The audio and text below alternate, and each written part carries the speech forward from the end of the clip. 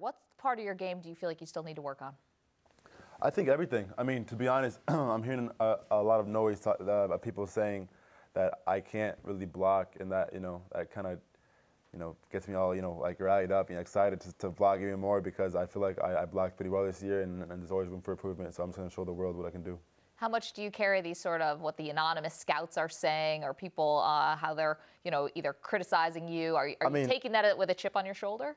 Is it putting a chip on your shoulder? Honestly, I don't really believe in all that hype, I think it's all talk until we finally get on the field. But I like reading things about people saying that I'm not good enough, so it just gets me more, excited to show them, what I can do. It gets me more rallied up. So I'm just really excited to show the world what I'm capable of doing. All right, so people are saying that maybe your blocking needs a little work. I don't know. We've watched the tape. It looks like your blocking has been phenomenal. What is the best attribute you have on the football field, in your own opinion?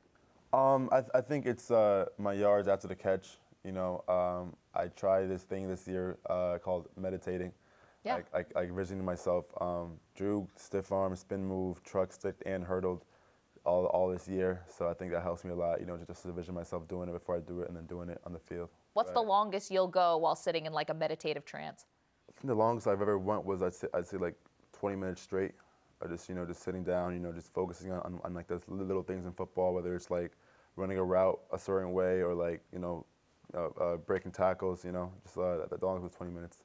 You've been going through this sort of wild time meeting with all these teams. Do you get any weird questions from teams and scouts? Oh my God. Okay, so I was at the combine, and I'm so mad. I don't remember the team that told me this, because it was like a blur. I was like meeting teams back to back to back, and I sit down, and I try to shake like the manager's hand, the head coach's hand, and they're like, no, just sit down. So I sat down, and it's just like quiet for like a minute straight, and I'm like, this is so awkward. And the head coach looks at me in the face. He's sitting right in front of me, looks at me, he was like, David, where does the sun rise and where does the sun set? And that question threw me so off. Like, I was like, I just blacked out, and I'm like, what? Like, what? Like, really? But, after I got back, got together, and I was like, the sun rises in the east, sets on the west. And like a minute later, we just go back talking about ball, like nothing ever happened. So it was just some kind of psychological experiment. Just to throw me way off, and it did. And but, it worked. I got back together real fast, and was like, okay, let me answer this question and move on. You want to know who you have to thank for this? It's Jared Goff. After we saw him on Hard Knocks, he didn't know that the sun rises in the east and sets in the west, so he's ruined it for everyone now.